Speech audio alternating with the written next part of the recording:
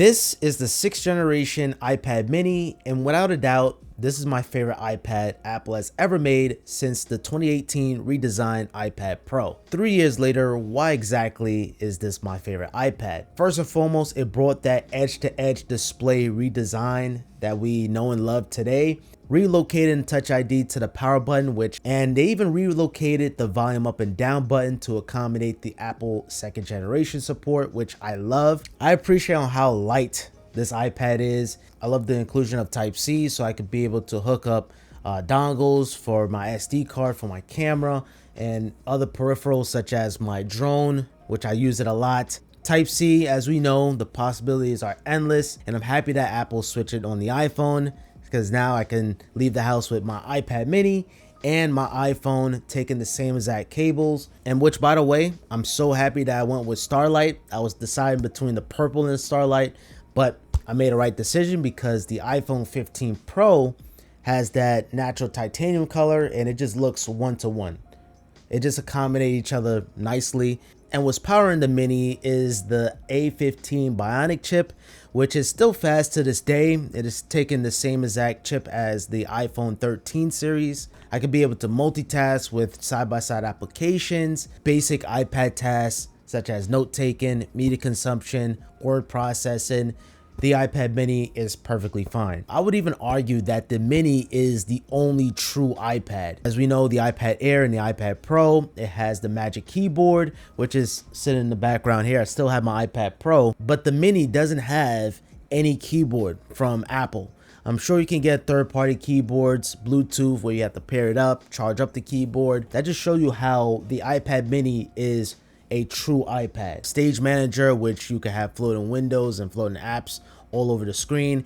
You don't have that with the iPad mini. Now I decided to go with Cellular considering how light and portable this is. Of course, we have that 5G connectivity, and all I do, I just pop in the SIM card and automatically register to Verizon. I made an entire video talking about Cellular iPad, so be sure to check that out. And in terms of the storage, I went with 64 gigabytes, which I kind of somewhat regret. It's hanging in there, but next time around, I'll probably at least go with either 128 if Apple would make that an option, or 256. 64 gigabytes in 2024 is a bit low. Now, this has been a major controversy, the jelly scrolling effect, which means anytime you scroll up and down, you get like this jagged kind of effect on the iPad. It doesn't bother me, not at all. I don't really see it in a day-to-day because I'm not scrolling like 100 times fast. I'm taking my time. Every time I go through Instagram or TikTok or even Safari. I take my time with it where I don't see it. Although I would love to have ProMotion on the iPad mini, and I really don't see Apple doing this. There's no leaks or rumors pointed towards it, but it would truly make the iPad mini perfect. ProMotion is one of those things where once you see it, you want to have it on all your devices. My iPhone 15 Pro Max has ProMotion. My MacBook Pro has ProMotion. Now, in terms of the battery, you're getting the same classic 10 hours of battery life on the mini, and that's totally fine. Despite the mini size, you're still getting the 10-hour battery life. But what's weird is the iPad Pro 12.9 inch also lasts 10 hours. Pretty much all of the iPads across the lineup last 10 hours, and that's still pretty impressive, but it all depends on what you're doing on the iPad. I mean, if you're gonna be on Lightroom, Photoshop, intensive tasks, and also I have my 5G active and enabled, so you basically get in about 5 hours. You're gonna probably find yourself have to charge the iPad every day. And then also you have battery degradation, which Apple, strangely enough, doesn't include the battery health capacity on the iPad. I heard it's coming, but it's not here on the time of this recording. Another thing too, the speakers are loud, but I would love to have quad speakers, something that's like loud.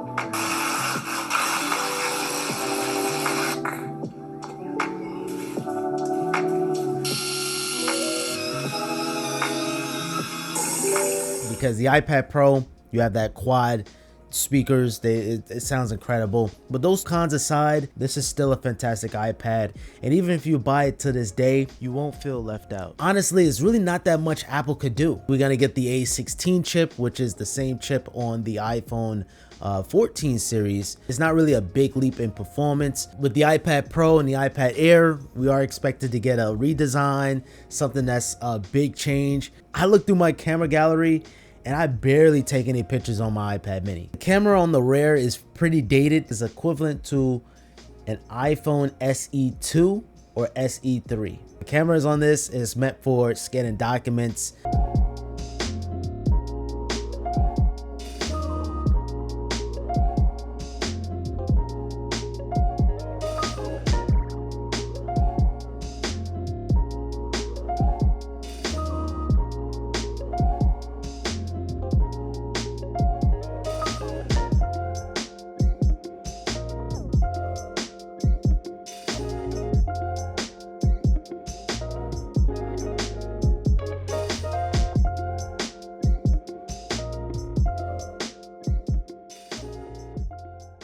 Now the front facing camera is important. I appreciate the center stage. I could be able to put my iPad in the center of the room and just the camera would just follow you. I thought that would just be reserved for the iPad Pros, but it's nice that Apple included that. Because like I said, I could hold this with one hand and I could be able to look at the person in a larger canvas. I love the mini for FaceTime because of its compact size. You can hold it with one hand and not feel any kind of fatigue whatsoever. Which, fun fact, the AirPods Max weigh way more opposed to the iPad mini, which is pretty crazy. Like guys, I don't think I mentioned this, but this could fit in my pocket. So as my phone is charging at night, I just use my iPad mini. If I'm looking at a script for a video, I use my iPad mini. There's times when I use the iPad Pro. If I'm planning a vacation, doing my taxes, which I just finished signing all the documents, I use my iPad Pro only because it has a bigger display. It's the same size as an 8.5 by 11 sheet of paper. I understand that the mini is a very niche product. You know, small tablets are very rare. Usually people want an 11-inch tablet because if you compare an iPad mini to a 15 Pro Max, it's almost close in size to the point where some people would think it's a waste of money, but no. It's still an iPad, it's a different experience. But in terms of the next generation iPad mini, don't even worry about it. You're not gonna miss much. And it is kind of weird how we didn't see any new iPads last year from Apple, but really the iPad Air and the iPad Pro is really gonna shine in terms of the new iPads, but the mini is gonna be forever.